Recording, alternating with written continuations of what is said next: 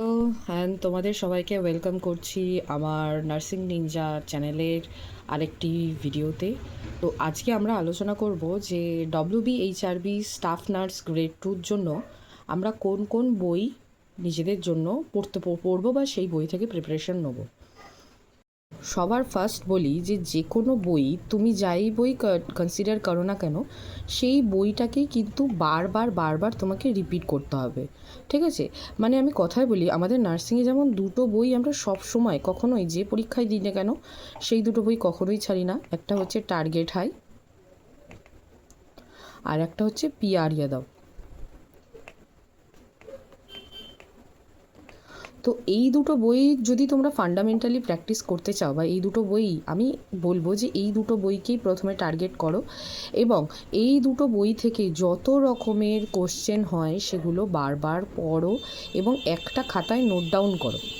ঠিক আছে, আর একটা কথা আমি সবসময় বলবো যে আমি কি করে পড়বে সের ওপরেও আমি একটা কথা এর পরে বলছি, কিন্তু ফার্স্টে হচ্ছে যে বইয়ের ব্যাপারে যদি বই নিয়ে কনফিউশন হয়ে থাকে, মানে তোমরা কনফিউজ হয়ে যাচ্ছে যে আর কোন কোন বুক সাজেস্ট করব, অন্য কোনো বই তোমাদের পড়া উচিত কিনা, তাহলে আমি বলবো যে এই দুটো বই is more than enough for any exam in India.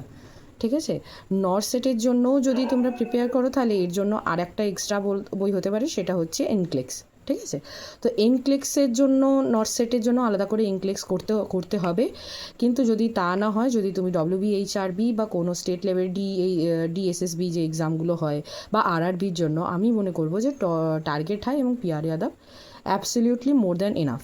এবং এনক্লেক্সের ক্ষেত্রেও তোমরা এক্ষেত্রেও আমাদের WBHRBর ক্ষেত্রেও এনক্লেক্সের কিছু কোশ্চেন প্র্যাকটিস করতে পারো, কিন্তু লাস্ট টাইম যেসব ধরনের কোশ্চেনের প্যাটার্ন দেখা গেছে সেখানে এনক্লেক্স বেস কোশ্চেন তুলনামূলক কম এসছে। ঠিক আছে, মেইন কিন্তু টার্গেট করা হয়েছিল যে একদম পার্টিকুলারলি কিছু কিছু কোশ্চেন একদম টার্গেট হাই তুলে করা হয়েছিল। এবং আমি সাজেস্ট করব, এবারে আসছি নেক্সটে যেটা তোমাদের বলছিলাম যে এই দুটো বই, তাহলে আমি কি প্রথম থেকে এইগুলো বই তোমরা সবই জানো যে MCQ বেসড বই হয়, তাই না? কিন্তু তার মধ্যেও কিন্তু টার্গেট হাইয়ের যে বইটা থাকে সেই টার্গেট হাইয়ের বইয়ে কিন্তু ফার্স্টের দিকে কিছু থিওরি থাকে। তাই পিআর যাদবের আমাদের দুটো ভলিউম হয়ে থাকে, একটা হচ্ছে ভলিউম 1 যেটাতে আমরা পেয়ে যাই পুরো একদম থিওরি পোর্শনটা, আর একটা হচ্ছে ভলিউম 2 থিওরি, যেটা হচ্ছে কোশ্চেন অ্যান্সার কোশ্চেন যেটা থাকে, মানে ইয়ারের কোশ্চেনগুলো। তো ভলিউম 1-এ থিওরি তোমরা পড়তে পারো, কিন্তু আমি সাজেস্ট করব যে ভলিউম 1-এর আমার কাছে যে বইটা ছিল, এখন নতুন ভলিউম বেরিয়েছে কিনা তোমরা যদি নাও তাহলে একদম লেটেস্ট ভলিউম নেওয়ার চেষ্টা করো, নাহলে এখন নতুন কিছু গাইডলাইন চেঞ্জ হয়েছে, তো এক্স্যাক্ট সেই গাইডলাইন মেনে, ঠিক আছে, ও পুরনো বইয়ে নাও থাকতে পারে। যেমন কি অনেক কিছু গাইডলাইনের মধ্যে AMTSL এর গাইডলাইন চেঞ্জ হয়েছে। ঠিক আছে,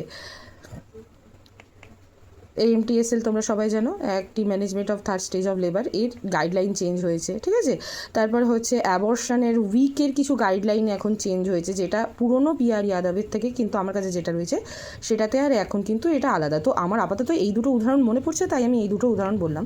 তাই আমি সবসময় সাজেস্ট করবো যে যদি তোমরা যদি পুরনো বই থেকে থাকে, তো আমি একবারও সাজেস্ট করবো না যে নতুন করে এই দুটো বই আবার কিনতে যাও, কোনো দরকার নেই। এই দুটো বইয়ে যা আছে সেগুলো এনাফ, কিন্তু বাকি যা নতুন নতুন আপডেট আসছে আমি এই চ্যানেলে দিতে থাকবো। এবং তার সাথে আমি প্রথমেই বলবো যে কোনো সাবজেক্ট ওয়াইজ তুমি যখন প্রিপেয়ার করছো, সেই সাবজেক্ট ওয়াইজের তুমি আগে তোমার থিওরি পোর্শনের মানে থিওরি পোর্শনটা পুরোটা কমপ্লিট করে নাও। কীরমভাবে কমপ্লিট করে নাও, আমি যেরমভাবে পড়েছিলাম বা আমি যেরমভাবে প্রিপেয়ার করেছিলাম, আমি একসঙ্গে টার্গেট হাই, পিআর যাদব, ইনক্লেক্স এগুলো দিয়ে পড়ে নিজের একটা সেলফ নোট বানিয়েছিলাম।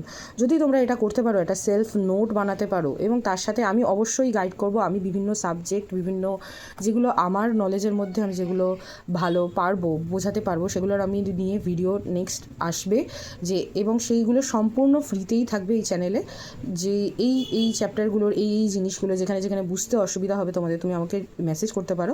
তো সেলফ নোট বানানো is always being a priority আমার মনে হয়, এবং তার সাথে সাথে ডেইলি MCQ সলভ করতে হবে, তো ডেইলি MCQ তোমরা কতটা টার্গেট রাখবে আমি তোমাদের টার্গেট দিচ্ছি। যারা শুধুমাত্র এর জন্য প্রিপেয়ার করছো তাদের আমি বলবো তোমরা 100টা মতন করার চেষ্টা করো, আর যারা একটা জবের সাথে প্রিপেয়ার করছো তারা 100টা করার চেষ্টা করো, এবং যারা একটা ফুল ফ্লেজেড পড়াশোনা করছো আমি বলবো যে 300 MCQ গো ফর ইট। ঠিক আছে, এবং সেই MCQগুলো কোথায় ভুল হচ্ছে না হচ্ছে সেগুলো আলাদা করে একটা নোট বানিয়ে সেতে নোটে নোট ডাউন করতে হবে। তো সেসব পরে আসছি। আসলে কিন্তু যেটা আমার বক্তব্য হচ্ছে যে বই নিয়ে একদম কনফিউশন থাকার দরকার নেই। This 2 books is more than enough. আমি আরও একবার বলে দিচ্ছি, আর যদি সময় থাকে হাতে সন্ডার্স বা লিপিংকট বা মসবি যারই হোক ইংলিশ যদি পড়তে পারো, পড়লে কনসেপ্ট ক্লিয়ার হবে। তা না হলে এই দুটো বই ইজ মোর দ্যান এনাফ, কোনো দরকার নেই আলাদা করে অন্য কিছু দেখার।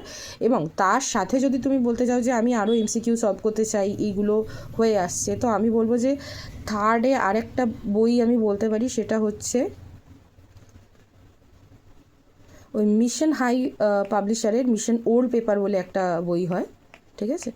তো ওখানে পুরো ইন্ডিয়াতে যত এক্সামিনেশান হয়, ঠিক আছে, সেই এক্সামিনেশানের সব কটা কোশ্চেন পেপার ওখানে তোলা আছে এই বইটার থেকে।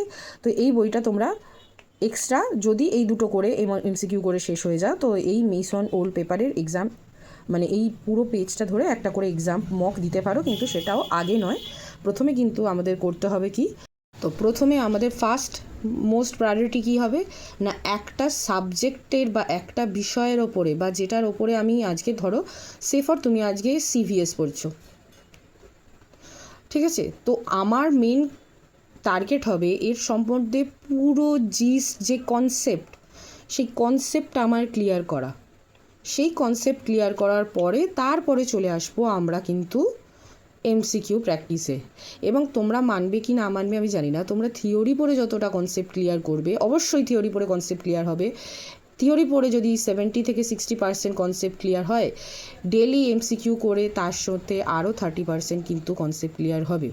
অতএব এই দুটো তোমরা যদি মনে করো যে তোমরা একটা সাইকেল চালাচ্ছ এবং এই সাইকেলের দুটো চাকা, তাহলে এটা যদি থিওরি হয় এটা হচ্ছে এমসিকিউ, কোনোটাকেই ছাড়া যাবে না, দুটোর মধ্যেই ব্যালেন্স করে আমাদের চলতে হবে, ঠিক আছে? তো এইভাবে আস্তে আস্তে প্ল্যানিং করে এগোতে থাকো। আর আমি বলবো যে প্রথম দিকে যেহেতু প্রথম থেকে যদি পড়াশোনা শুরু করো, তাহলে কিছু কিছু সহজ চ্যাপ্টার দিয়ে শুরু করো, তাতে মোটিভেশন লাগবে। আর একটা কথা বলবো, তো এইভাবে চলতে থাকো, ঠিক আছে, থিওরি প্লাস এমসিকিউ করে। আমার মনে হয় এতে মোর দ্যান 90% কাজ এতে হয়ে যাবে। এবং আস্তে আস্তে দেখা যাক সরকার কীরমভাবে বিজ্ঞপ্তি বার করছেন, ঠিক আছে, এক্সপেরিমেন্টের নাম্বার এবারে থাকবে কি না, ঠিক আছে, বা হচ্ছে সিবিটি কি শুধু এনাফ হবে নাকি তার সাথে ইন্টারভিউও হবে, ঠিক আছে? যেহেতু একজন পুরনো একটা সরকার গিয়ে নতুন সরকার এসছে তোমরা সবাই জানো, তো সেক্ষেত্রে কীভাবে হবে, ঠিক আছে, সব কিছু নিয়ে আমরা ডিসকাস করব। কিন্তু এটা খুব শিওর যে সিবিটি কিন্তু হবেই, এটা একদম সূত্র অনুযায়ী খবর পাওয়া যাচ্ছে যে সিবিটি কিন্তু 80 to 90% চান্স আছে যে সিবিটি কিন্তু হবেই। অতএব তার জন্য কিন্তু আমাদের এই প্রোফর্মাটা মেনে চলতে হবে, যেটা হচ্ছে থিওরি প্লাস এমসিকিউ। এটা কিন্তু গোল্ডেন রুল, এটা ভুললে হবে না। আর একটা কাজ নিজের মনে সবসময় লাগিয়ে রাখতে হবে, যাই হোক তোমাকে প্রতিদিন পড়তে বসতে হবে। Every day you have to study, ঠিক আছে? আজকে অনেক খারাপ দিন গেছে, আজকে ডিউটি খুব খারাপ গেছে দিদি, আমি আজকে পড়তে পারিনি, এটা করলে হবে না। আজকে কিন্তু পড়তে বসতে হবে, যাই হয়ে যাক তোমাদের পড়তে বসতে হবে। এবং এই যে সুযোগ বর্তমানে আমাদের হাতে আসতে চলেছে, সেটাকে 100% কাজে লাগাতে হবে, তাই তো? তো আরেকটা কথা বলবো, আমার চ্যানেলটাকে সাবস্ক্রাইব করে দিও আর এরমভাবে আমার সাথে থেকো। আর যদি কিছু কোথাও অসুবিধা হয় তাহলে আমাকে কমেন্টে জানিও। আমি নেক্সট দিন থেকে ঠিক করেছি যে ছোট ছোট চ্যাপ্টার, যেমন ফোনের কিছু খুব ইম্পর্টেন্ট কিন্তু হাই ইল্ড সাবজেক্ট যেগুলো রয়েছে, ফোনের কিছু পার্ট, ঠিক আছে, মেডিকেল সার্জিক্যাল নার্সিংয়ের কিছু পার্ট, তো আমি আস্তে আস্তে সেই সব ভিডিওগুলো নিয়েও আসতে থাকবো, যেখানে আমি ছোটো ছোটো ভিডিওর মাধ্যমে এগুলো পড়াতে থাকবো, ঠিক আছে? তো আপাতত এই পর্যন্ত। তো কোনো কনফিউশন থাকলে আমাকে কমেন্টে জানিও। And all the best for the preparation journey. Thank you.